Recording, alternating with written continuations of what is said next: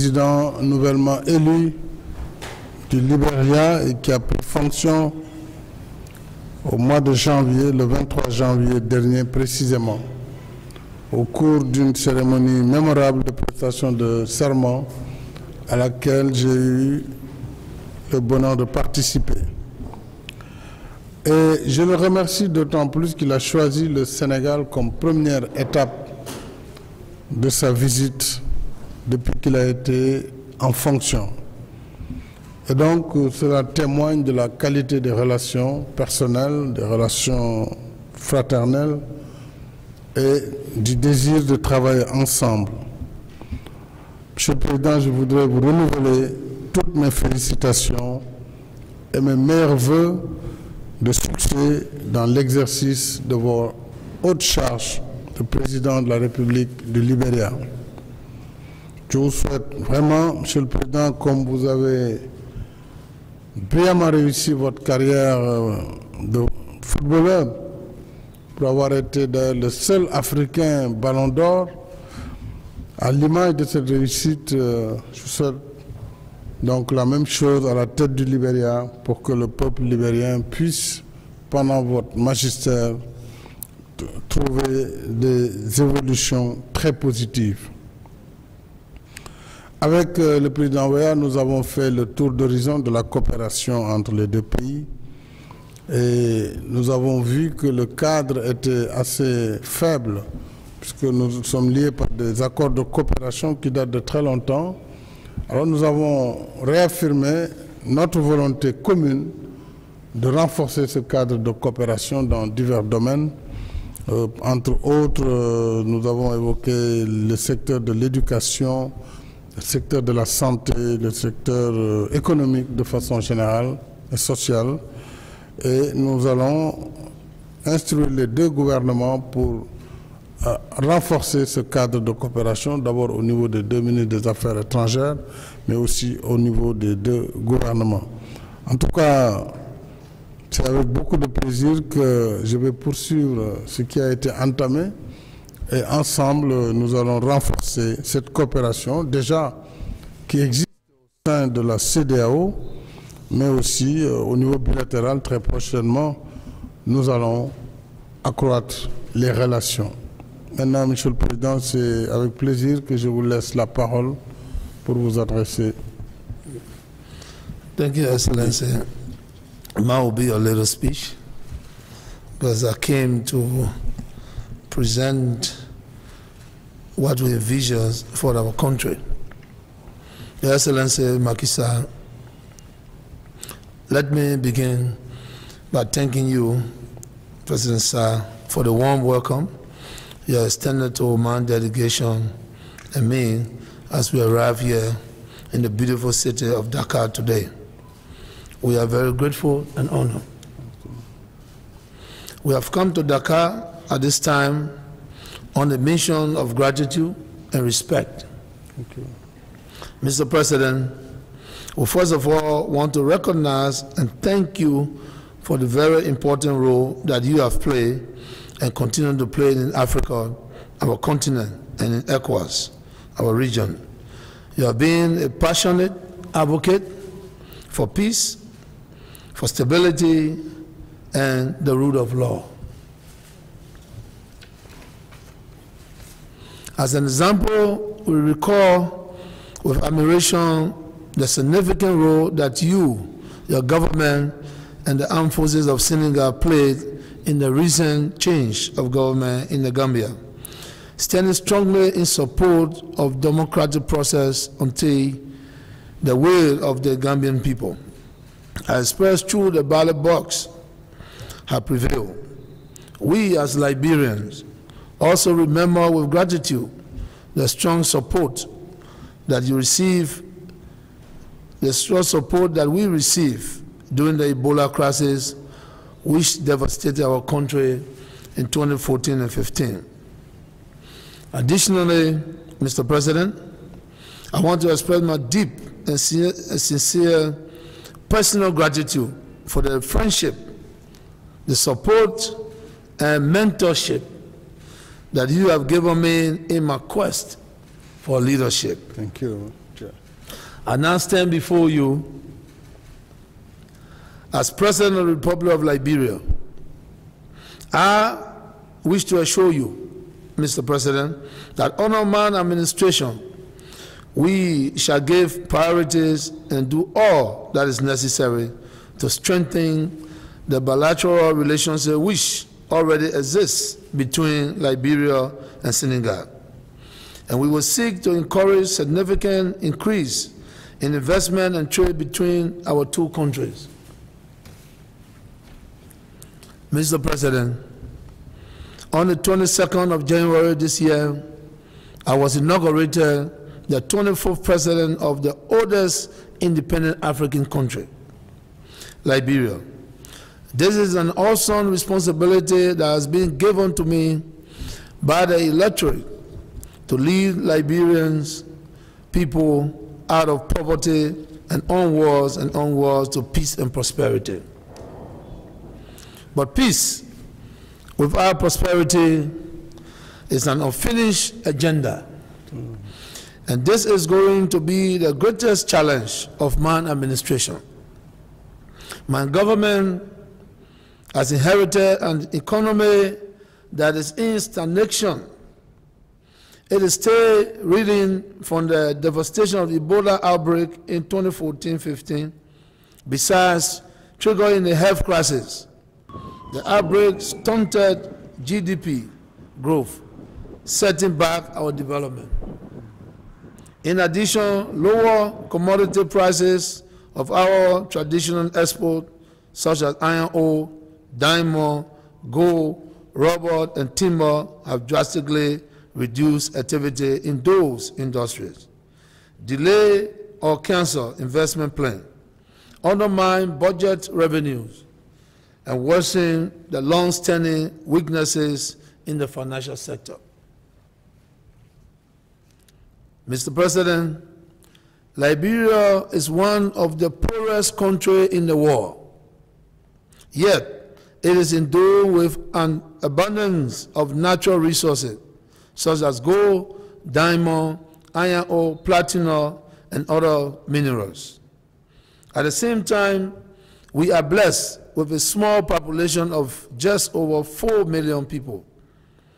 This phenomenon of rich land, poor country, is the result of decades of mismanagement of our natural resources, which have never been exploited for the empowerment of all Liberians, but serve only to benefit the few. It is for this reason that my government has placed pro-poor policy at the center of our approach to development.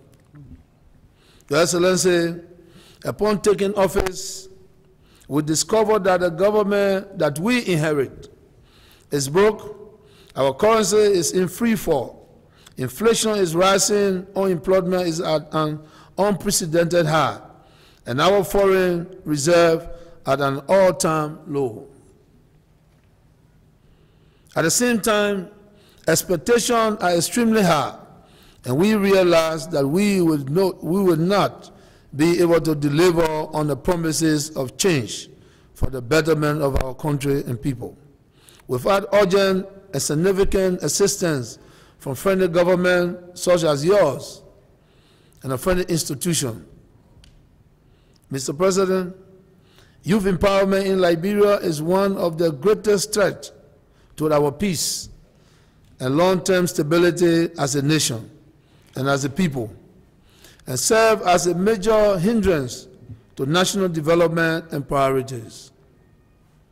The latest census revealed a significant demographic. Over 60% of our population is under 45 years old. And it is estimated that more than 80% of these young people are not only unemployed, but unemployable due to the lack of training and education and the scarcity of jobs opportunities. This unfortunate situation compels the majority of our population to struggle for their livelihood at its subsistence level in both the urban and rural areas. living in abject poverty due to the lack of marketable skill sets. They are condemned to a vicious cycle where they will be perpetually poor, with poverty breeding poverty, unless deliberate inventions are made by the compassionate government that is sensitive to their plight. My administration has declared that it will focus its attention on reducing poverty by adopting pro-poor policy in all aspects of governance. These will include improvements of general application in the healthcare delivery and educational sector. But these will be medium to long-term developments, which would not have an immediate and direct impact upon the vast majority of the poor.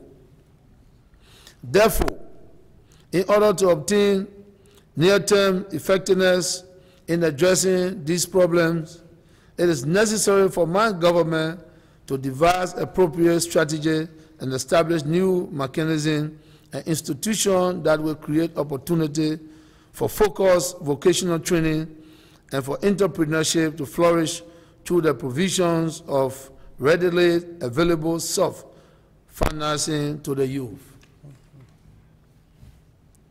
Your Excellency, it is in this regard that government intends to establish a special development fund to be known as a New Life Program for Inclusive Financing.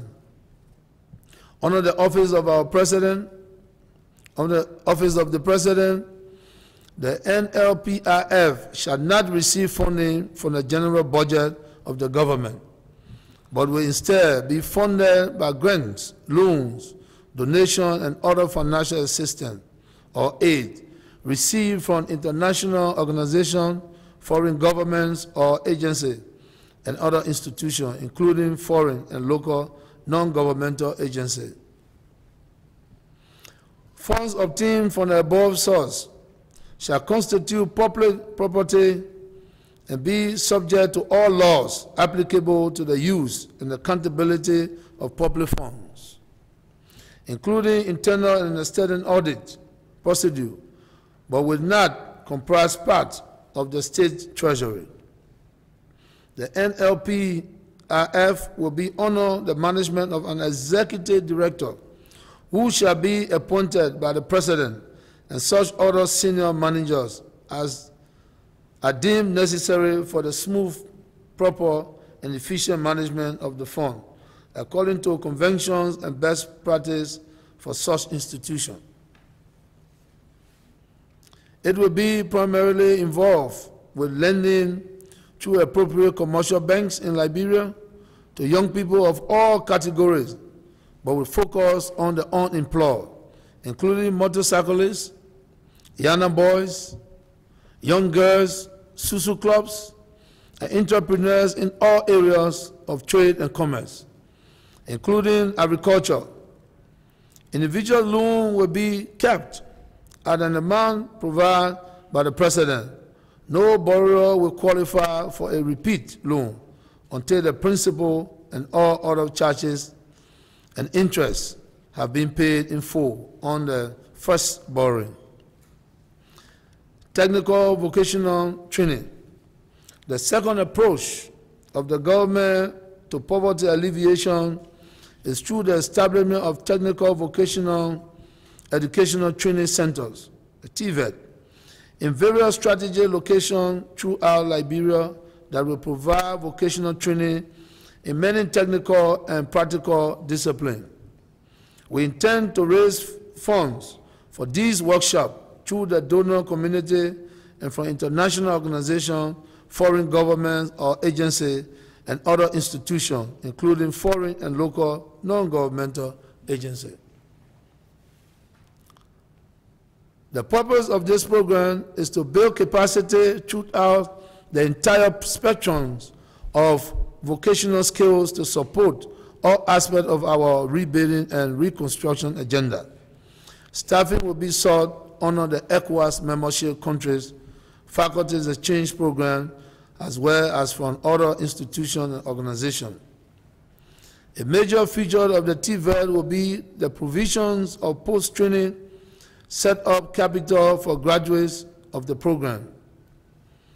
Mr. President, distinguished ladies and gentlemen, we are therefore making this personal appeal to you and to the government of Senegal to support us in any way that you can in this effort to jumpstart our economy, while we concentrate on a structural adjustment, an institutional and policy framework that will allow us to achieve sustainable and stable improvement in our economy in the medium long term. Finally, Mr. President, on behalf of the people of Liberia, we say thank you for the warm hospitality and great honor which you have shown to us during this historic visit. We look forward to a close working relationship between our governments, and as we seek your partnership and support in lifting the people of Liberia from poverty to prosperity. And we'd also look forward to the strengthening of the already strong bond of friendship which exists between the people of Liberia and the people of Senegal. Mr. President, I thank you. Thank you very much, George. Bravo. Thank you.